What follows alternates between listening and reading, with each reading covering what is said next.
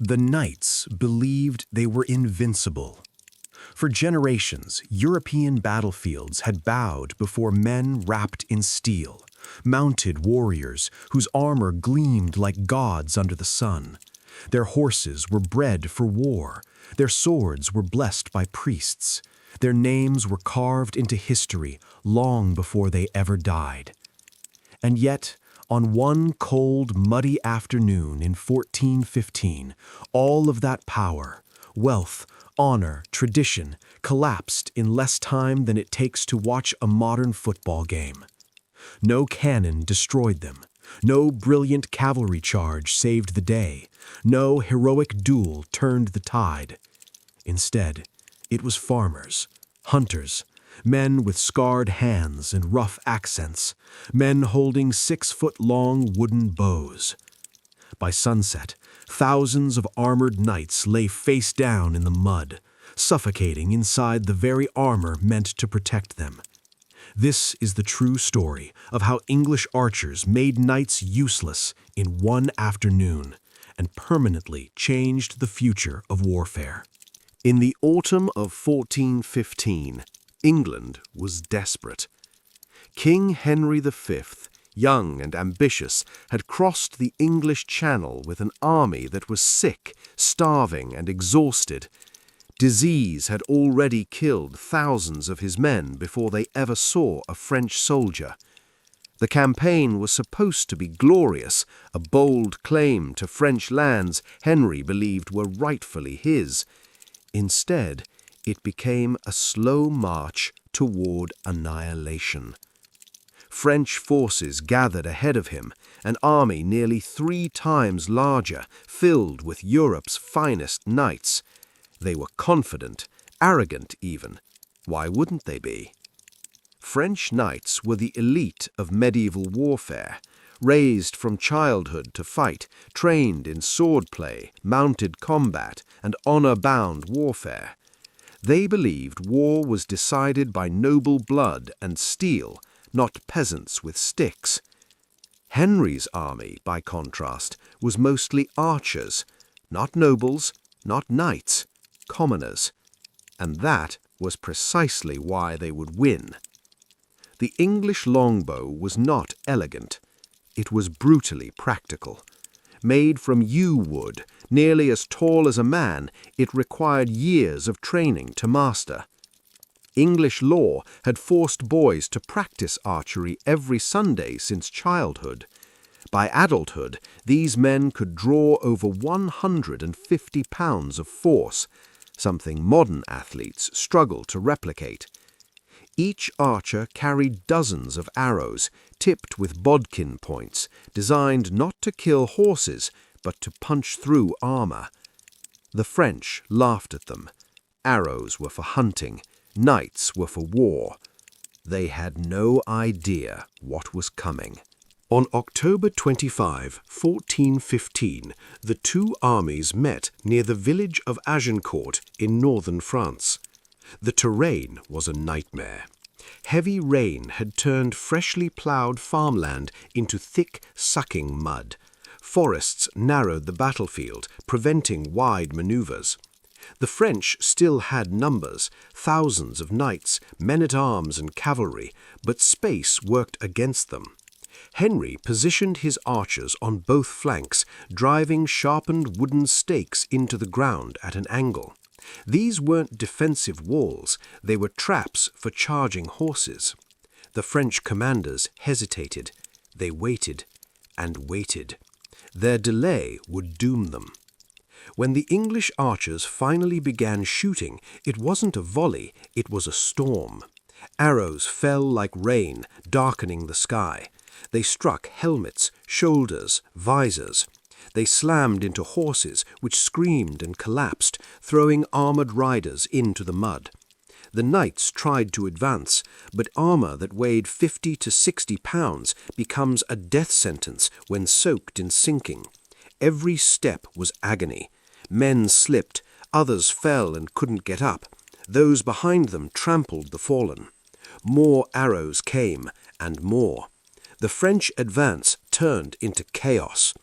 By the time the knights reached the English line, they were exhausted, wounded, and suffocating inside their own armor. The archers dropped their bows and charged. This is the moment history books once tried to soften. English archers, commoners, swarmed fallen knights with daggers, mallets, and axes. They stabbed through visor slits, they crushed helmets, they killed men worth more in ransom than a lifetime of farming. Honor vanished, survival took over. Within hours, the flower of French nobility was destroyed. The age of the knight died in the mud. And Europe would never fight the same way again. The shock waves of Agincourt didn't stop when the killing ended. They rippled through every castle, court, and battlefield in Europe. For centuries, war had followed a social order. Nobles fought, peasants supported. Knights were symbols of power, trained warriors protected by armor, horses, and honor codes. Battles were expensive rituals where ransoms mattered more than blood. Agincourt shattered that illusion. Survivors returned home with horror stories. Knights drowning in mud, men suffocating beneath their own helmets, common archers killing nobles without mercy.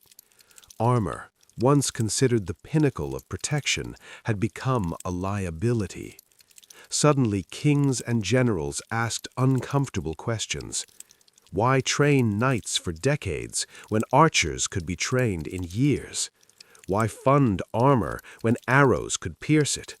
Why rely on honor when firepower decides outcomes? The answers would change history. Agincourt wasn't just a military victory, it was a social earthquake. For the first time, common men decided the fate of kingdoms. Archers earned respect, pay increased, status shifted. In England, the longbowman became a national symbol, proof that discipline and training could rival noble blood.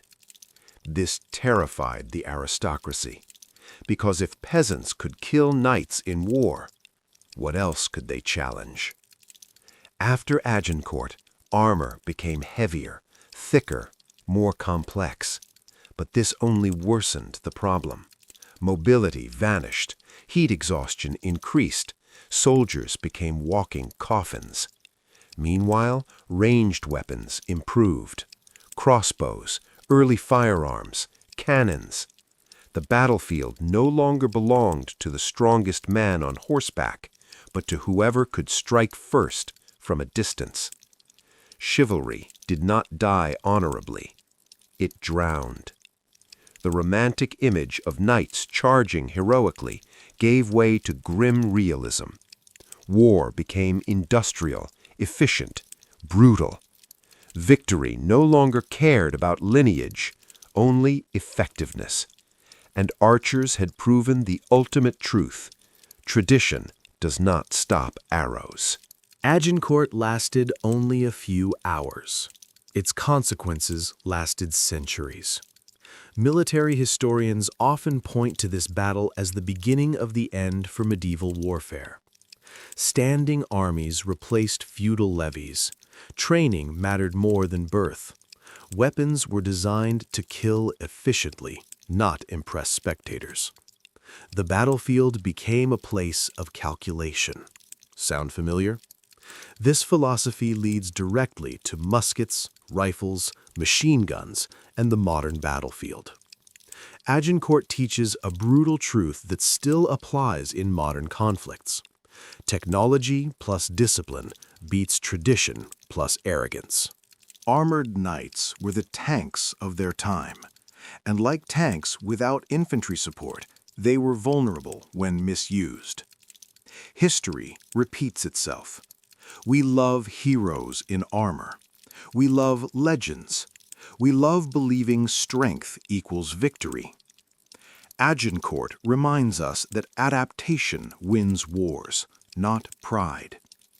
One afternoon, one muddy field, a rain of arrows, and the age of the knight ended forever. When people ask how English archers made knights useless in one afternoon, the answer isn't just bows and arrows, it's this. They proved that the future belongs not to those who cling to the past, but to those who learn, adapt, and strike first.